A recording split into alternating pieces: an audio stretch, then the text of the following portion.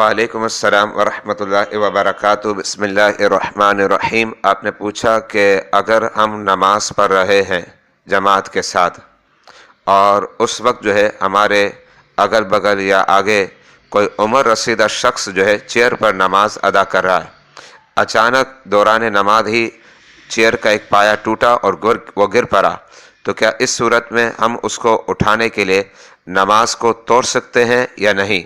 تو اس کا جواب یہ ہے کہ بغیر عذر شرعی کے نماز کو توڑنا حرام ہے۔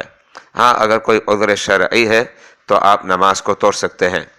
اور جو صورت آپ نے پیش کی ہے اس میں اگر آپ کو یہ لگتا ہے کہ اگر میں اس کو نہیں اٹھاؤں گا تو وہ تکلیف میں زیادہ مبتلا ہو جائے گا، تو اب آپ نماز کو توڑ سکتے ہیں اور نماز توڑنے پر کوئی وبال نہیں ہوگا۔